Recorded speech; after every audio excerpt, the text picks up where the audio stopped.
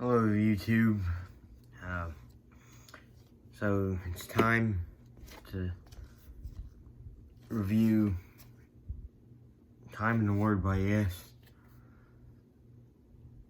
Second Yes album from 1970 with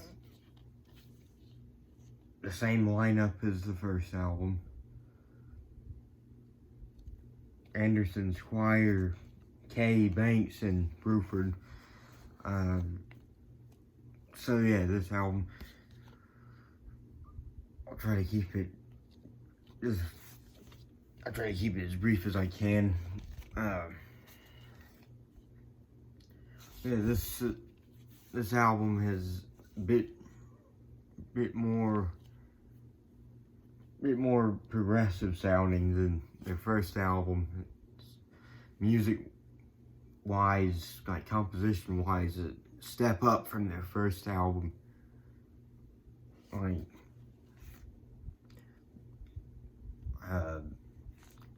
songs like Then and Sweet Dreams and The Prophet and Astral Traveler and classic songs. It starts off with No Opportunity Necessary, No Experience Needed. Cover song by Richie Havens.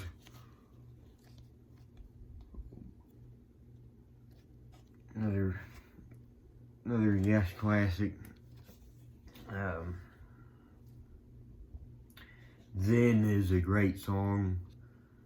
Early, again, like I said, early embryonic version of that really proggish band, Yes. Yeah, this has more proggish moments than the first album. The only thing that's a downgrade is not much focus on Peter Banks' guitar on here. Like Astral Traveler is like the only song you really get hearing full on solo.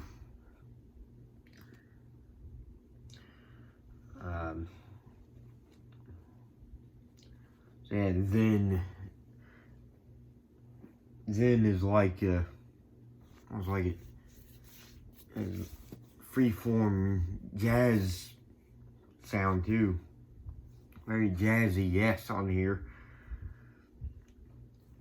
Every Day's the big extended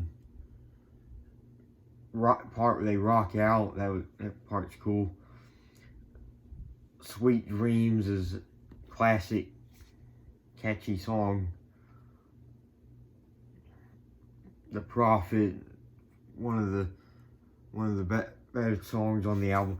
I mean, you can tell their musicianship and their songwritings, you know, stepped up since compared to the first album material.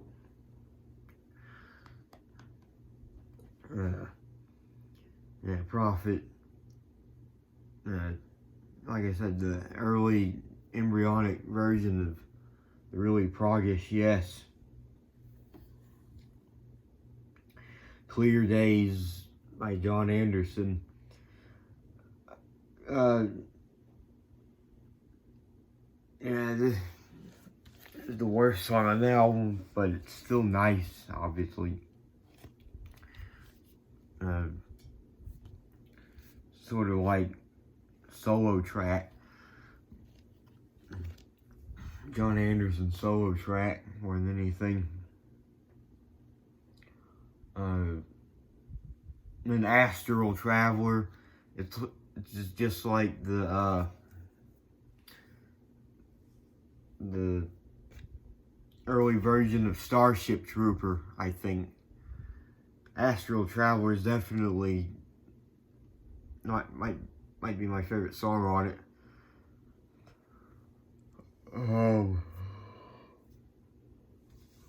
Yeah, the way the vocals sound and flanger effect on the guitar. Really cool sounding song.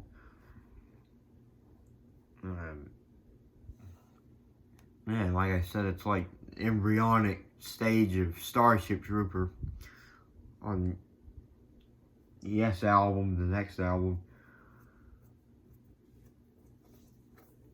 I mean, you hear Astral Traveler, you can tell their musicianship and songwriting has improved since the first album.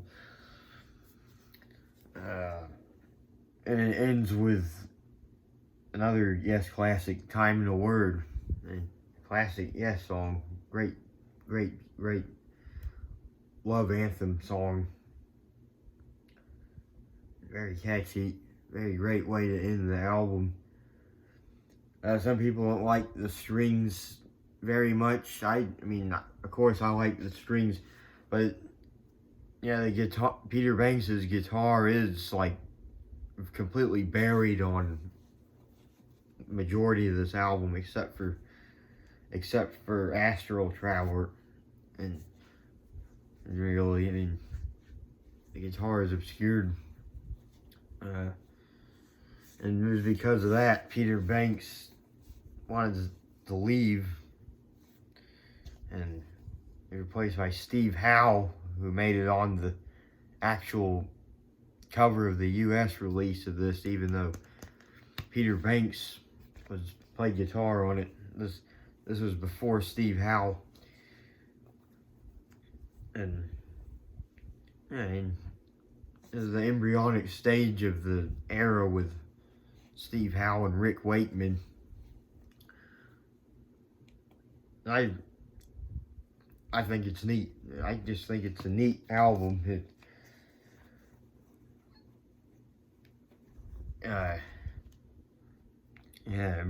Improvement, I think, over the first album, except the guitar part.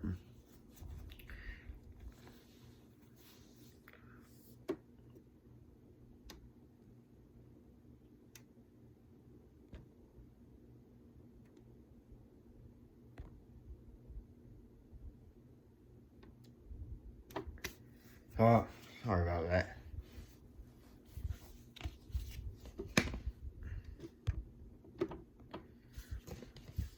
Well, so rating.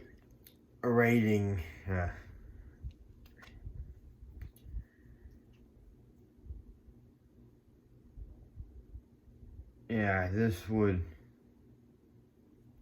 I forgot to do the rating on this one, so, and this fucking camera won't let me pause for whatever reason.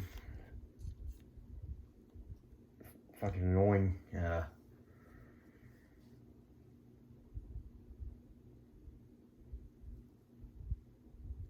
But I would rate this an 8.5 to a 9. Yeah, think of it that way. 8, probably slightly better than the first album, but not that much better, but still, overall, I'd say it's the better album of the two. So yeah, there you have it. 8.5 to 9. That would be what the rating would be. Somewhere between that. So, yeah. It's Time in a Word by Yes, their second album. Alright. There's songs. So you can see who wrote what song.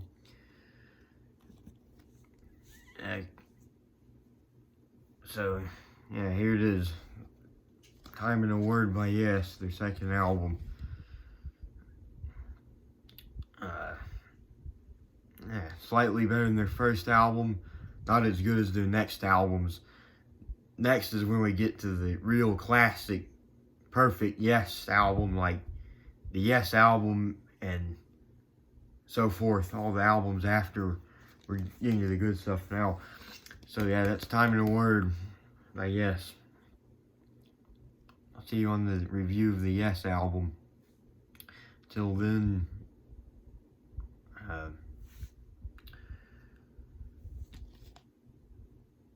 yeah, until then,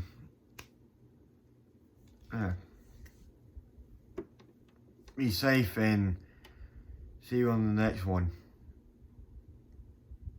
Bye, YouTube. It's my review of Yes, Time and a Word. See you on the next video. Bye.